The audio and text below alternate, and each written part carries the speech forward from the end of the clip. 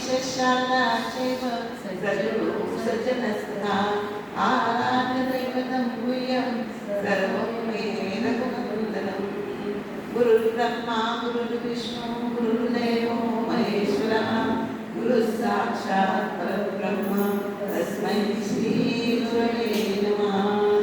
शुकाचार्ये पूर्णमयिरा वेदाचे वसिष्ठा परिज्ञाने योगेश्वराचे कवी वाल्मिका सार्वभौमान्य ऐसा नमस्कार माझा सद्गुरु रामदासा। मला पाठते अंतरित्वा सागे दास बोधास बोल मागे अपत्यापरी पावी प्रेम ग्रासा महाराजया सद्गुरु रामदासा। जय जय रघुवीर समर्थ। राजाधिराज प्रभु रामचंद्र महाराज की जय। सद्गुरु श्री समर्थ रामदास स्वामी महाराज की जय। सद्गुरु श्री ब्रह्म चैतन्य स्वामी महाराज की जय। जय जय रघुवीर समर्थ। श्री रामाच्या चरणी श्री समर्थांच्या चरणी श्री महाराजांच्या चरणी आणि आपल्या श्रोत्यांना विनम्र अभिवादन करून आपण पुढील निरूपणास सुरुवात करूया। नेहमीप्रमाणे समर्थांचं गीत सादर करून आपण आज कवेश्वर स्तवन आणि सभास्तवन स्तवन बघणार आहोत।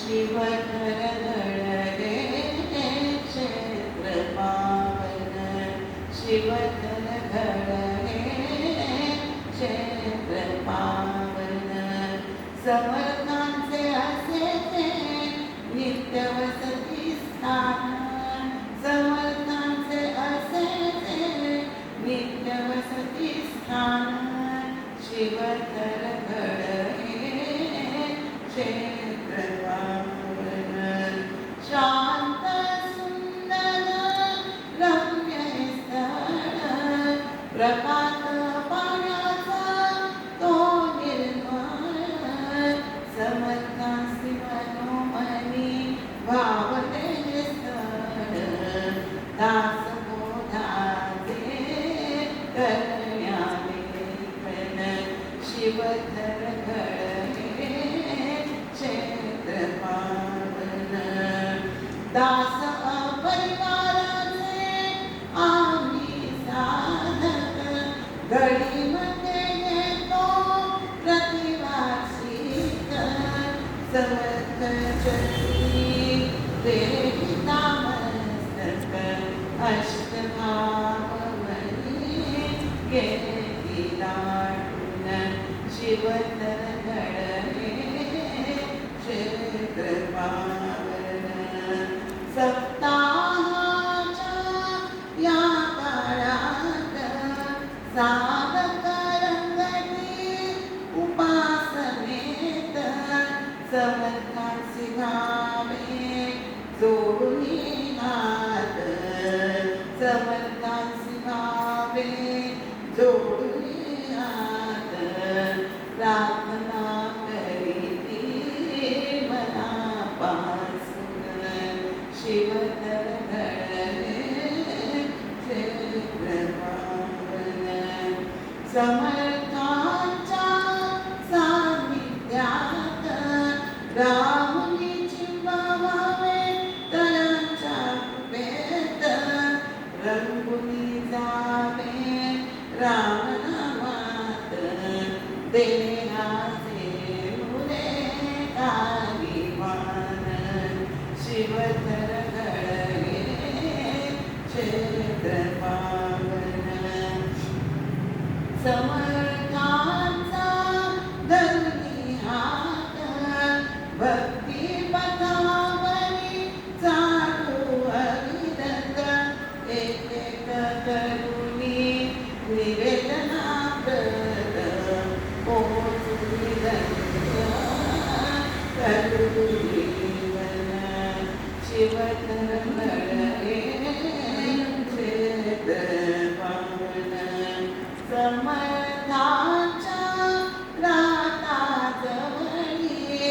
अज्ञानाची नुरती काजळी ज्ञानदीपाची प्रभा भाकळी ज्ञानदीपाची प्रभा भाकळी उजळले अवघे अंतःकरण शिवतर घडले क्षेत्र पावन शिवतर घडले क्षेत्र पावन समर्थांच्या कृपे करुण समर्थांच्या कृपे करुण स्वस्वरूपाचे होई खचितचे ज्ञान स्वस्वरूपाचे होई खचितचे ज्ञान राघवाचे साक्षात घडमुनी दर्शन राघवाचे साक्षात घडमुनी दर्शन कृतार्थ करावे नवीनी जीवन कृतार्थ करावे नवीनी जीवन शिवत्र घडले क्षेत्र पावन समर्थांचे असेचे नित्य वसती स्थान शिवत्र घडले क्षेत्र पावन शिवत्र घडले शिवत्र घडले शिवत्र घडले क्षेत्र पावन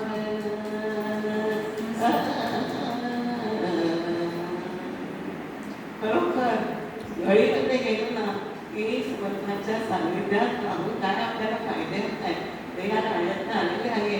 आणि खरोखरही अनुभूती तिथे गेल्यानंतर आपल्याला प्रत्यक्ष येते की आपण त्यांच्याकडे चिन्ह लावून नये. खूपच छान. आणि हा उपक्रम हा मला भाग घेता आला म्हणून मी श्रीधरवी प्रतिवर्षी मला करताय की त्यांचीच कृपा आहे. ठीक आहे, आपण समर्थांच्या चरणी वंदन करूया, रामरायाला वंदन करून महाराजांना वंदन करून आपण स्तवनाकडे बघूया. आता समर्थ एक एक एक एक स्तवन करत गणेश झालं, शारदा झालं, सद्गुरू झाले, संत झाले, नंतर श्रोते झाले, आता समर्थ कवेश्वर स्तवन करताय. या ह्याच्यामध्ये समर्थांनी संपूर्ण कवींचा महिमा वर्णन केलेला आहे. कवी कोणाला म्हणावं हेही यात सांगितलंय. कवींचा महिमा, कविता वेगवेगळ्या शब्दांनी त्यांनी गौरव केला आहे. असा हा समास हा अत्यंत सुंदर असा आहे. आपल्याला वेळ आपल्याला थोडा कमी पडणारे आला तर 2 स्तवन घ्यायचे म्हणून आपण स्तवनाला एकदम सुरुवात करूया. समर्थ अंतर्यामी ज्याची प्रतिभा ही जागृत असते ना अशा कवींना या समासात वंदन करतायत, त्यांचं स्तवन करतायत. समर्थ हे कवींना शब्दसृष्टीचे ईश्वर म्हणतात. समर्थांनी येथे संत आणि कवी यातला एक फरक असा सांगितलेला आहे. तो म्हणजे की संतांची प्रतिभा जी असते ना ती अखंड जागृत असते आणि किंबहुना त्यांच्या अंतःकरणात जागेपणाने कायमची स्थिर असल्यामुळेच ते संत म्हणतात, त्यांना संत म्हटलं जातं. तर माणसाची प्रतिभा ही कधी जागृत असते, कधी निस्त असते. आणि ही प्रतिभा जागृत करण्याचं सामर्थ्य जे आहे ना ते संतांकडे आणि कवींकडे असं समर्थांनी इथे उल्लेख केला आहे. बरं, की माणसाची प्रतिभा जी आहे प्रत्येकात प्रतिभा शक्ती असते, पण ती जागृत करण्याचं काम हे जे मोठे मोठे कवी आहेत किंवा संत आहेत त्यांच्यामुळे हे प्रतिभा जागृत होते असं समर्थांनी असं म्हटलेलं आहे. प्रतिभा जागी झाली माणसाची की ती सळसळते आणि मग अनावर स्फूर्ती येते. असे शब्द वापरले बघा. प्रतिभा जागी झाली की स्फूर्ती येते अनावर आणि मग उत्तम असं प्रकारचं काव्य घडतं. आपल्याला सगळ्यांना माहितीच आहे की ही प्रतिभा कशामुळे, आणि ही प्रतिभा जी आहे ना ती संत संगत नाही तर त्यांच्या संगतीने त्यांच्या कृपेने ही प्रतिभा अखंड अगदी जागृत करते. हे संत महात्मा हे आपल्याला समर्थाने सांगितलेलं आहे. आणि मग ही प्रतिभा उत्कृष्ट साहित्य निर्मिती, काव्य निर्मिती असे होते. आणि माणसातील प्रतिभा जागा करण्याचं काम हे सगळ्या परमार्थ साधनेचे मर्म आहे, असं समर्थाने या समासात अगदी छान त्याच्याने समजावून दिलेलं आहे. माणसातील प्रतिभा जागे करणे हे परमार्थ साधनेचे मर्म आहे. आणि संतांच्या संगतीमध्ये माणसाची प्रतिभा ही विनाशयास उमलत असते. याच्याने मी थोडंसं माझंच उदाहरण देते की संत समाज या देहात भरपूर लाभलेला आहे. आणि संतांच्या आशीर्वादानेच की तुझी वाणी आता देवाची वाणी गाईल असा प्रत्यक्ष बाबा संतांचा आशीर्वाद लाभल्यामुळे अशा उत्तम रचना माझ्याकडून रस्त्याला तेच करून येणारे तेच आहे. पण संत संगतीचे महिमा इथे सांगितलंय म्हणून मला थोडासा माझ्या सांगता की त्यांच्या कृपेने हे सगळी काव्य आहे की त्यांची कृपा आहे, त्यांचा आशीर्वाद, त्यांच्या संगतीत आम्ही आता 36 वर्ष स्वामींच्या संगतीत राहायला लागून पूर्ण होती गणपतीत. म्हणजे आता झाले 3 तपसेवा आणि ते समर्थांची त्यांच्या कृपेने सगळं छान घडत आहे. तर ह्या सर्व मुलातून कवींचा मोठेपणा समर्थाने इथे विवरण केलेलं आहे. गवेश्वर या शब्दाचा अर्थ काय आहे तर उच्च कोटीची आध्यात्मिक प्रतिभा लाभलेले कवी किंवा संत यांना कवेश्वर असं म्हटलेलं आहे. उच्च कोटीची प्रतिभा लाभलेले, आध्यात्मिक प्रतिभा लाभलेले. आणि इथे आपल्याला जे तथाकथित चारोळ्या रचणारे कवी इथे समर्थांना अपेक्षित नाही आहे. सुहागतीचा भाग आहे, पण ज्यांची प्रतिभा ही आध्यात्मिक असते ना त्या कवींना संतांना समर्थांनी इथे वर्णन केलेले आहे. कारण त्याच्यामध्ये काय होतं त्या साहित्यातून ते काय करतात माहिती का, आपल्याला त्यातून उत्तम आदर्श लोकांपुढे ठेवता येईल. चिरंतन मूल्यांचे जतन कसं करायचं हे आपल्याला कवी किंवा साहित्यिकांच्या आपल्या लेखनातून आपल्याला समजतं. आणि लोकांच्या अंतःकरणात मुख्य म्हणजे भगवत प्रेमाचा म्हणजे अनुभव उत्पन्न करण्याचं काम हे कवी लोक, संत लोक करत असतात.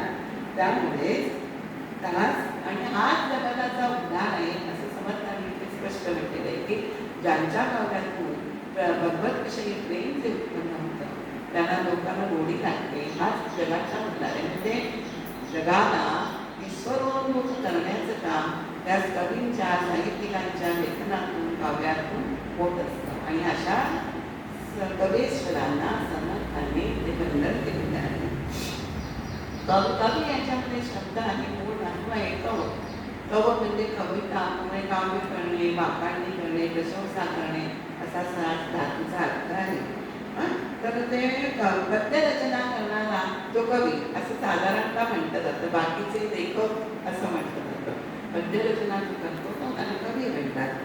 आणि समर्थ म्हणतात की हे कवी आहेत ना ते शब्दसृष्टीवर सत्ता गाजवतात, साम्राज्य गाजवतात. कारण म्हणजे कवी हे जे आहेत ना वेदरूपाने अवतरलेला ईश्वराचा अवतारच आहे. कवीचे अंतःकरण म्हणजे किती सुंदर समर्थाने केलं आहे. कवीचे अंतःकरण म्हणजे सरस्वतीचे राहते घराचं निवासस्थान आहे. सरस्वती त्यांच्या ठाई वास करते, कायम त्यांच्या सदैव संगतीत राहते. इतकं सुंदर वर्णन केलेलं आहे. सरस्वती त्यांना एक पूर्णता वश असते. सरस्वती त्यांच्यामध्ये सदैव राहते. आणि अध्यात्म कवीची ती प्रतिभा जी आहे कवीची ती काय होतं ही रसपदी अर्थगर्भ रसाळ तरल सूक्ष्म शब्दात ती व्यक्त होत असते. त्यांची भावना जी आहे ती अशा व्यक्त होत असताना त्यांचे शब्द अगदी रसाळ असतात, तरल सूक्ष्म शब्दात असतात की त्यातनं आपल्याला तो बोध आपल्याला होत असतो. कारण तेथे भगवंताचा जो प्रतिसाद आहे ना तो आतून असतो. त्यामुळे त्यांचं म्हणूनच ते त्यांचं वाणी जी असते ती प्रासादिक वाणी किंवा प्रसादरूप वाणी असते. म्हणून त्याला प्रासादिक काव्य असं म्हटलं जातं. काव्याचे त्या पुढे आहे नीट पाठ कवी, नीट कवी आणि प्रासादिक कवीचे 3 भाग आहेत. असं त्यातलं आपल्याला प्रासादिक कवी जे आहे नीट पाठ कवी यांचं पुन्हा आपल्याला पुढे प्रश्नच नाही की लोकांचं काही ते पाठ करून म्हणायचं आणि माझं नाव खपवायचं स्वतःच्या नीट पाठ कवी असं त्याचे विश्लेषण पुढे गरज आहे. तर त्या भगवंताचा प्रतिसाद लाभलेला आत्मकथा येत असतो म्हणून त्यांची गाणीची प्रासादिक म्हणतात, ते म्हणून म्हणतात. आणि म्हणून काव्याची प्रासादिक काव्याची स्फुरण निर्मिती करणारे ते कवी म्हणजे कवीश्वर असं समजताना म्हणजे त्यांचा महिमा काय केला आहे. जगातील उत्तम मूल्यांचे ऐश्वर दाखवण्यासाठी, भगवंताचे थोरपण गाण्यासाठी, संतांची कीर्ती भारती वर्णन करण्यासाठी कवी जन्माला येत असतात असं आपल्याला समर्थांनी म्हटलेलं आहे. कारण त्या कवींचे मोठेपण त्यांनी अनेक शब्दांनी गायलेले आहे, केलेलं आहे. कवी कसे आहेत तर शब्दरूपी रत्नांचे सागर आहेत, बोलके चिंतामणी आहेत, वृत्ती कामधेनू आहे, कल्पनेचे कल्पतरू, साधकांचे साधन, नंतर मोक्षाचे अंतर, अनेक अध्यात्म ग्रंथाची खाणी, निरंजनाची संपत्ती असे अनेक शब्द समर्थांनी कवींसाठी इथे योजलेले आहे. इत्यादी शब्दांनी त्यांनी कवींचं वर्णन केलेलं आहे. आणि हे कवी काय करतात, त्यामुळे कवींमुळे परब्रह्मस्वरूप हे सामान्यांच्या आकलनाच्या कक्षेत येतं, आकलनाच्या टप्प्यात येतं. वेदांचं रहस्य कवींमुळे आपल्याला कळू शकतो. अध्यात्मविद्येचे ज्ञान, कर्माचे ज्ञान, साधकाला साधन मार्गाचे ज्ञान हे की आपल्याला आपण वाचण्याशिवाय आपल्याला नक्कीच कळू शकत नाही. कारण काही तर तुम्ही वाचा, ऐका, शिवाय आपल्याला ज्ञान आपल्याला आपोआप होत असतं. विवेकाचे सारासाराचे ज्ञान, हे वैराग्याचे महत्त्व किती आहे, ज्ञान, मनोजय, दृश्याचे नेतृत्व, हे सगळं जे आहे ना ते आपल्याला कवींच्या, साहित्यिकांच्या ग्रंथातून, काव्यातून हे आपल्याला समजत असतं.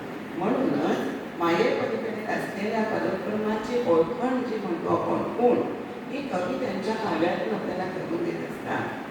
सायुज्य वृत्तीचे वर्णन विस्ताराने तेच करू शकतात, कारण त्यांची प्रतिभा ते कल्पनेच्या ते तिथपर्यंत नेतात आणि त्यामुळे ते त्यांची ओळखण आपल्याला त्यांच्या काव्यातून होते. की सायुज्य मुक्ती म्हणजे काय, आपण पुस्तक तोंडाने म्हणतो ते आपल्याला मी तू पण ही ओळवण झाली पाहिजे. मी तो परमात्मा आणि मी शिवात्मा हे एकरूप हे ज्ञान जेव्हा मी तेव्हाच आपल्याला तिथेच आपल्याला सायुज्य मुक्ती मिळते. म्हणजे आपले जन्ममृत्यूचे केले हे तिथल्या तिथेच आपले संपुष्टात येतात. तर तसं परमात्माला अजन्मा येतो, त्याला परमात्माला जसं जन्ममरण नाही ना, तसं आपण त्याच्याशी एकरूप झालो ते आपल्याला सुद्धा जन्ममरण आपल्याला टळणार नाही. म्हणून सायुज्य मुक्तीचे आपल्याला धनी व्हायचं आहे. हे आपल्याला त्या परमात्मा ज्यांनी ते लिखाण केलेलं आहे परमात्म्याविषयी त्या कवीमुळे, साहित्यिकांमुळे आपल्याला हे समजतं.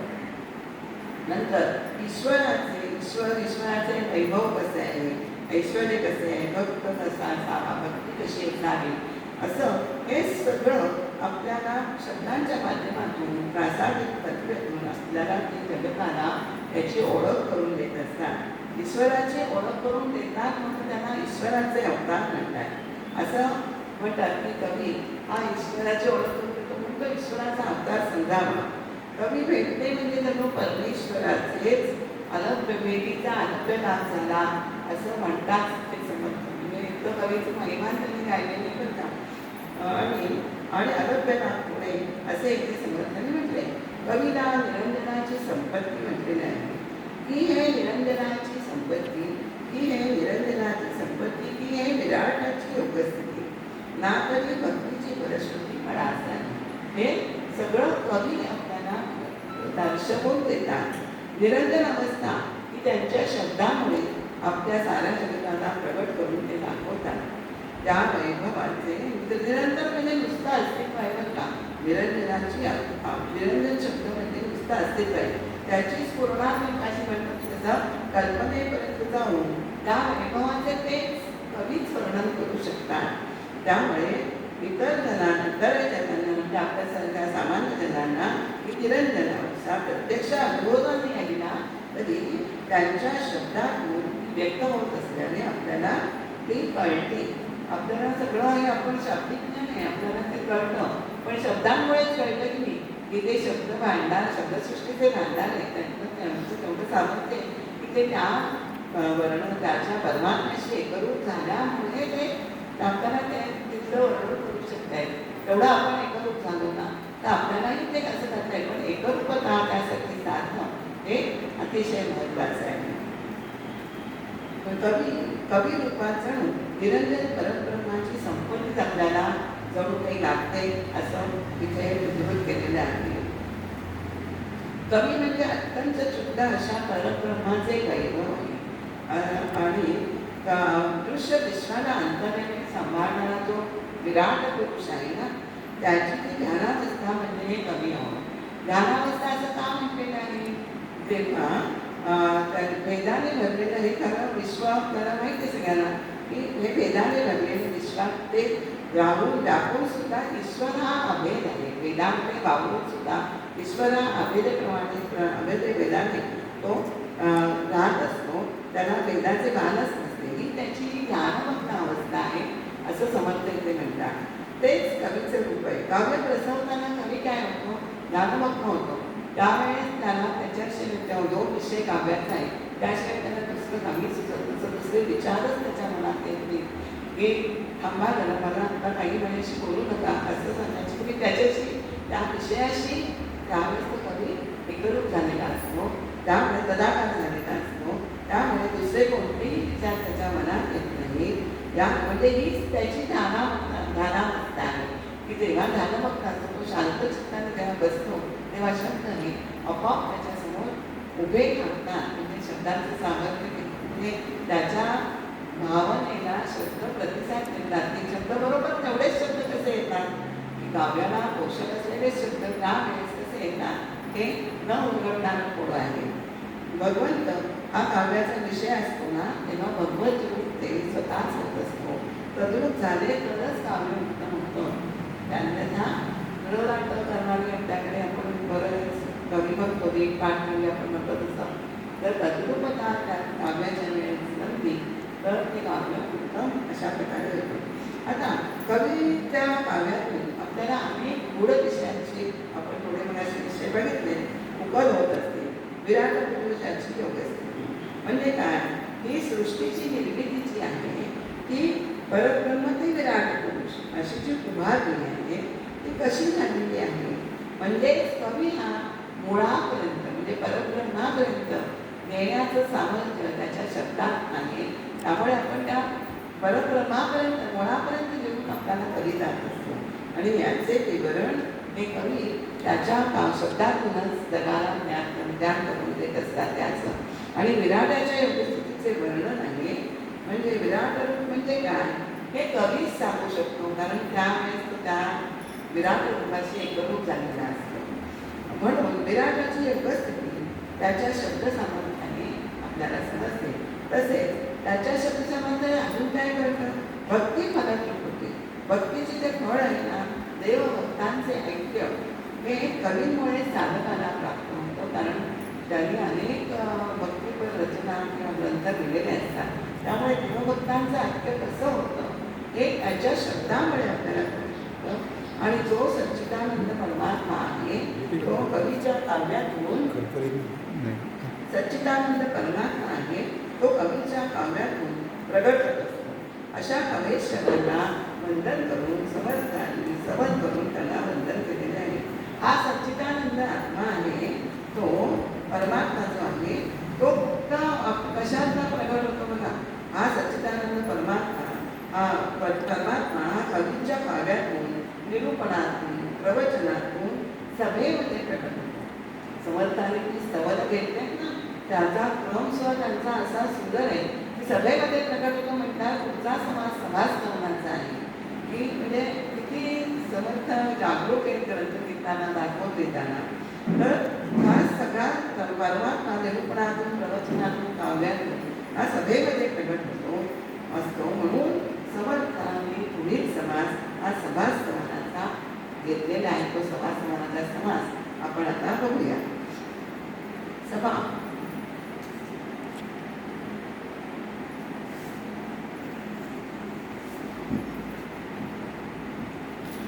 आता म्हणून सकळ सभा जय सगळेची मुक्ती लक्षून लावा तेथे जगदीश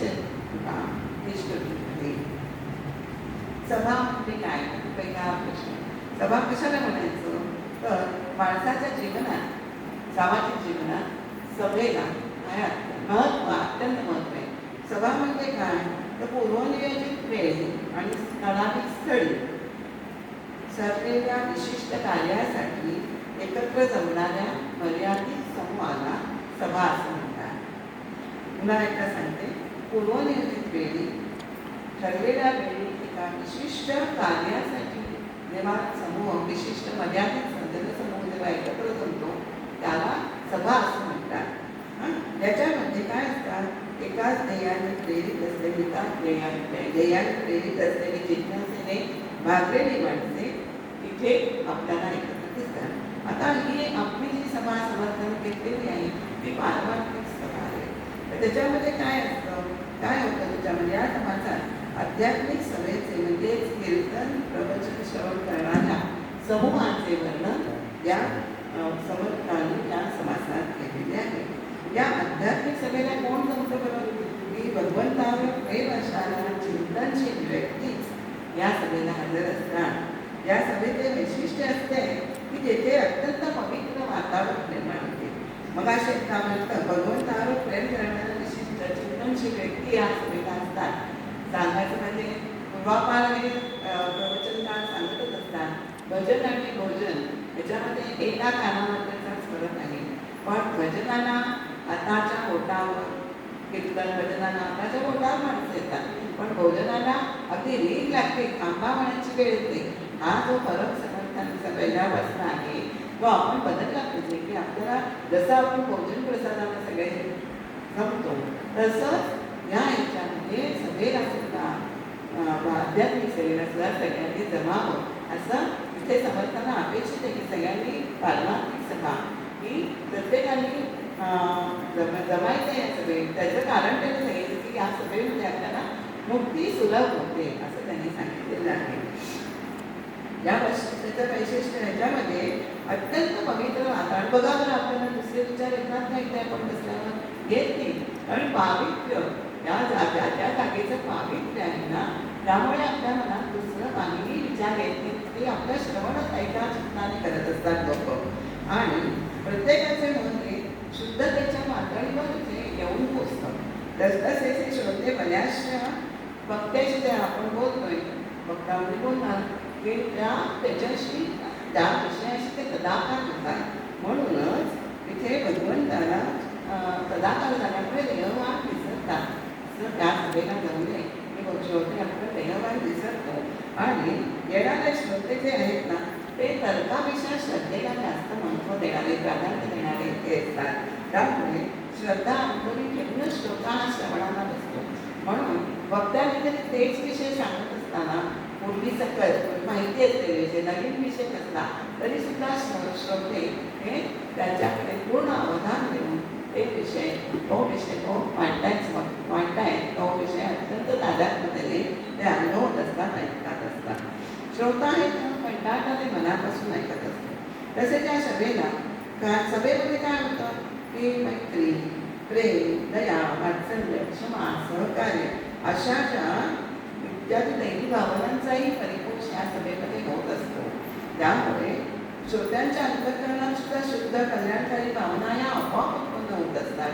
की सगळ्यांचं आपण प्रार्थना करतो शेवटी की शुद्ध भाव सगळ्यांना मिळते. शेवटी म्हणतो की आपण कल्याण या ही शुद्ध भावना ती आपल्याला समर्थांमध्ये कळलेली आहे. ती शुद्ध भावना आपण नंतर जागते इथे, म्हणून इथे आपल्याला चांगलं जास्त वाटतं. आणि म्हणूनच जागा परमार्थ साधायचं आहे ना, त्यांनी अशा सभेमध्ये जाऊन मन लावून श्रवण करावे. इथे समर्थांना हे अपेक्षित आहे की त्यांचा हा आग्रहच आहे की अशा सभांना तुम्ही जावं आणि मन लावून परमार्थ सांगताय ते ऐका. अशा पारमार्थिक सभा जिथे चालते ना, त्या जागेचे स्तवन आणि समर्थन तिथे केलेले हे या ग्रंथाचं वैशिष्ट्य आहे. आपल्याला कोणत्याही ग्रंथामध्ये सभास्तवन हा अध्याय समाज आपल्याला कुठेही बघायला मिळालं नाही. तात्पुरताचं वैशिष्ट्य आहे. आध्यात्मिक क्षेत्रात स्थानमात्रा हे अतिशय सांगितले, भरपूर माहिती आहे आपल्या सगळ्यांना की स्थानमात्राचं आपण शेवटी स्थानमात्रा आहे ना. म्हणून दर सोमवारी आपण शंकरात जातो, विठ्ठला जातो, असं प्रत्येक देवाचं स्थानमात्रा अष्टविनायक करतो, 12 ज्योतिर्लिंग भरपूर आपण करत असतो. स्थानमात्र हे शेवटी असतंच ना. त्यामुळे स्थानमात्र विशेषतेने मानले जाते, कारण ठराविक वेळ, ठराविक ठिकाण या गोष्टी पारमार्थिक स्पंदनं निर्माण करत असतात. पारमार्थिक स्पंदनं ठराविक वेळी आपण 4:30 सुरुवात करतो. तिथे ठराविक वेळ, ठराविक ठिकाण आहे, रामरायाचं मंदिर आहे. तिथे आपल्याला काय होतं, पारमार्थिक स्पंदनं हे आपोआप निर्माण होत असतात. आता उदाहरण द्यायचं तर आपण बघतो सगळ्यांना सज्जनगड, शिवतरगड, गोंधळे, आळंदी इथे आपण सगळं जातो. शांत चित्ताने आपण श्रद्धेने तिथे बसलं तर आपल्याला नक्कीच दिव्यत्वाची अनुभूती येत असते. म्हणूनच या सगळ्याच्या स्थानाचे प्रबोध केलेले आहे. अशा ठिकाणी प्रत्यक्ष त्या सगळेत प्रवेश मिळावा म्हणून प्रत्यक्ष भगवान बाहेर तिष्ठत उभा असतो. ज्यामध्ये समर्थांनी सुरुवातीलाच पद्मपुराणातील एका श्लोकाचा दाखला दिलेला आहे. विष्णू भगवान नारदांना काय म्हणतात ते ऐका बरं का. नाहं वसामि वैकुंठे योगिनां हृदये रवौ मद्भक्ता यत्र गायन्ति तत्र तिष्ठामि नारद. बरोबर, म्हणजे भगवंतांना त्यांचं गुणगान ऐकायला किती आवडतं. तो तिथे सगळा तिष्ठत उभा राहतो बाहेर की मला या सगळे जायला मिळालं तर मी कुठेच नाही बसा वैकुंठात तुम्ही राहते असं सर्वांचा नारदा विष्णू भगवान नारदाला सांगतात. पद्मपुराणातल्या श्लोकाचा दाखला समर्थांनी या समाजाच्या सुरुवातीला दिलेला आहे. ज्या ठिकाणी कायम आणि सातत्याने, कायम आणि सातत्य दोन्ही फरक आहे, म्हणजे अविरत तिथे बळवंताचे चिंतन होत असते. तेथे सात्विक विचार करण्याची लहरी वगैरे त्या आपोआप उत्पन्न होत असतात. तेथे अशा ठिकाणी प्रवचन करण्याला सुद्धा एक प्रकारची ऊर्जा मिळते. हा माझा अनुभव आहे. तुम्ही सुद्धा इथे बसून बघा आणि बोलून बघा, आपल्याला आपोआप सुचत असतं, आपोआप होत असतं. कारण बसलेले रामराया समोर आहे तर ते आपल्याला ऊर्जा मिळते बोलायला, ते आपल्याला देत असतात प्रेरणा. हे नक्की आहे, म्हणजे बोलतात आणि वेगळ्याची म्हणून आपण ते म्हणतो ते शब्दशः खरं आहे की तेच आपल्याकडनं येते. ते बसल्यात तर बदलून घेतात, ती जबाबदारी बदलून घेण्याची त्यांची आहे. ते एकदम प्रकारे छान पार करतात. मग त्याच्या मुखातनं जे हवे ते मोजके शब्द ते बरोबर काढतात. प्रवचन करणाऱ्याला एक प्रकारची ऊर्जा मिळते. अशा सगळे समर्थांनी म्हटलं तसं की मुक्ती देवे सगळेची मुक्ती सुलभा, की तिथे मुक्ती तुम्हाला सुलभतेने प्राप्त होत असते. आणि या सभेमध्ये आता काय करतात, भगवंताचे गुण काय काय होतं या सभेमध्ये तर समर्थ म्हणतात या सभेमध्ये भगवंताचे भक्त त्याचे गुणगायन करत असतात, नाममोक्षाचा गडगडाट करत असतात, भगवंताचा जयजयकार गरजत असतो. आणि हे सगळे जेथे होते ते वैकुंठ समजावे इतकं या सभेचं महत्त्व आहे. म्हणजे सभेला वैकुंठाचं रूप याच्यामुळे येत असतं. म्हणून आध्यात्मिक सभा हे अत्यंत श्रेष्ठ मानली असं समर्थांनी सांगितलेलं आहे. या सभेतील सभासद हे भक्तिपूर्ण असतात. जरी देह जोडण्याचे मार्ग प्रत्येकाचे वेगळे असले तरी सर्वांचा उद्देश काय आहे की देह जोडायचे. मार्ग वेगळे असते. आपण पुढे बघणार ज्ञानमार्ग आहे, नंतर भक्ती मार्ग आहे, कर्ममार्ग आहे, राजमार्ग आहे. ते मार्ग वेगळे असते पण देह जोडणे हे उद्दिष्ट काय त्यांचं त्या विचाराने ते प्रवृत्तीत होऊन या सभेला जमत असतात. त्यामुळे या इथे काय होतं, या सभेमध्ये काय काय आपल्याला ऐकायला मिळतं तर वेगवेगळ्या भक्तांचे गायन, भगवंतांच्या कथा, हरिकीर्तन, वेदांचे व्याख्यान, पुराणांचे श्रवण हे नित्य चालू असतं. तेथेच तसेच परमेश्वराचे गुणगान, नंतर पारमार्थिक निरूपणे, आध्यात्मिक विद्येसंबंधी चर्चा, विचारमंथन या सभेत चालतं. की त्यांना वादे काय म्हणतो ते बोध, गायत्री बोधा, तत्वबोधा, वादे जयाचे तत्वबोधा, की या चर्चेत आपल्याला बोध प्राप्त होत असतो. शंकाकुशंकांचे निरसन होत असते आणि काही ना काहीतरी हे कार्यक्रम त्या सभेमध्ये असे चालू असतात. त्यामुळे सभेतील सभासदांची ते जसे कार्यक्रम काय काय होतात त्याची यादी दिली ना, तसंच या सभेमध्ये कोण कोण सभासद आहेत याची पण मोठी यादी समर्थांनी इथे दिलेली आहे. त्याची आपण काही नावांचा उल्लेख करते. हे हे देवाचे गुण करायला ऐकायला नाना तऱ्हेचे लोक येत असतात. त्यांचे ध्येय एकच असते, म्हणजे ईश्वर प्राप्ती. अशी ही एका विचाराने लागलेली अंतःकरणे एकत्र आली की सामान्य जीवांना त्यातनं प्रेरणा मिळते. दिव्याने दिवा लावला जातो. साहजिकच आहे, आपल्याला कळलं तर आपण लगेच दुसऱ्याला पुढे आहेत ते श्रवण करून पुष्कळ श्रवण केले की आपल्याला ते सांगावंच वाटतं. आपलं कीर्तन भक्ती उदयास येते, म्हणजे जन्मास येते म्हणतो. असं श्रवण करायला मिळणं हे मुख्य आहे. म्हणजे त्यामुळे ते आपल्याला झालं की आपण दुसऱ्याला सांगतो की आम्ही ते छान चाललंय, ते तुम्ही यावे. दिव्याने दिवा लागणे म्हणजे नामदेव काय म्हणतात, नाचू कीर्तनाचे जगी ज्ञान गीत लागू जगी. हे नामदेव महाराजांनी म्हटल्याप्रमाणे ते आपल्याला या सगळे हे घडू देतं. प्रबोधनाचे जे कार्य आहे, कीर्तन प्रवचनातून काय करतात, प्रबोधन करतात. या कालीचा विषय ते प्रबोधन करण्याचा. एरवी मी नुसतं तुम्हाला सांगितलं तर नाही चालणार. ही गादी जी आहे प्रवचन कीर्तनाची, त्या गादीवरून तो अधिकार आहे त्या भक्त्याला की तुम्ही त्यातून प्रबोधन करायचे, की समाजाला तुमच्याकडून एक ज्ञान प्राप्ती झालं पाहिजे.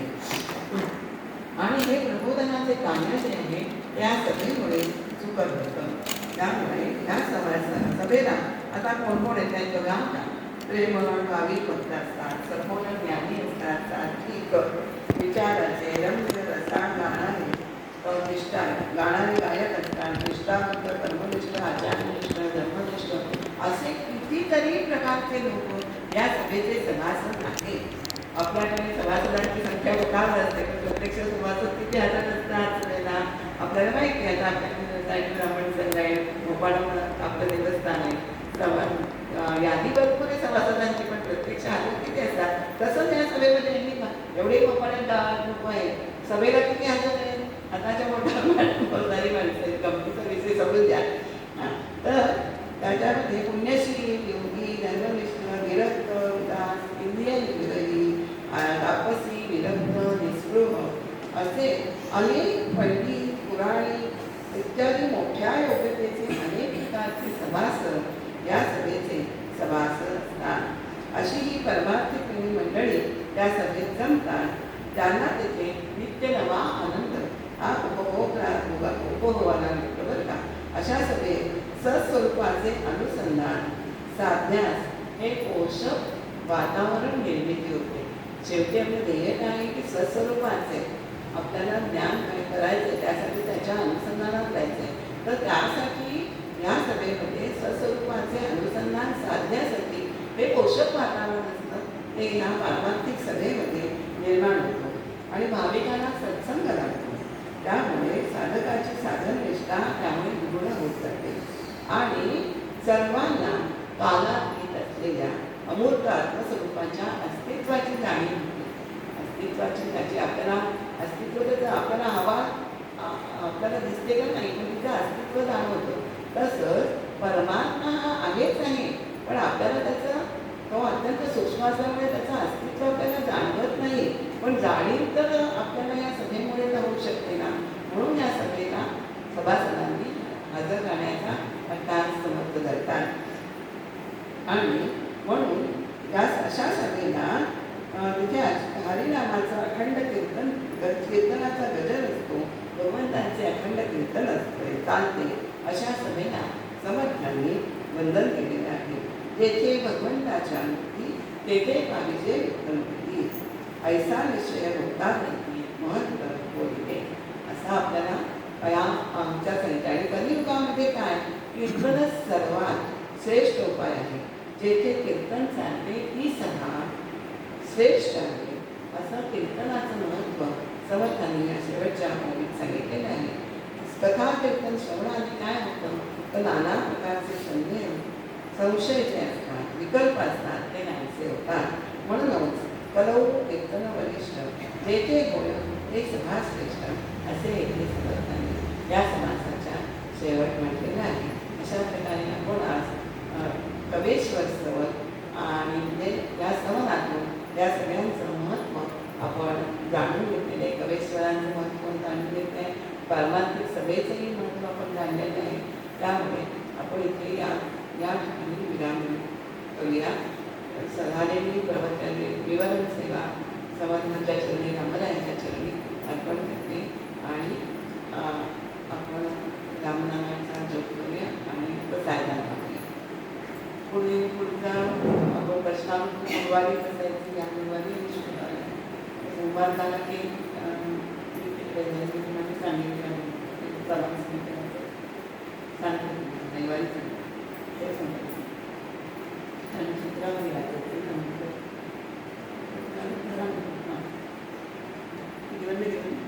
बंद केलं चालेल.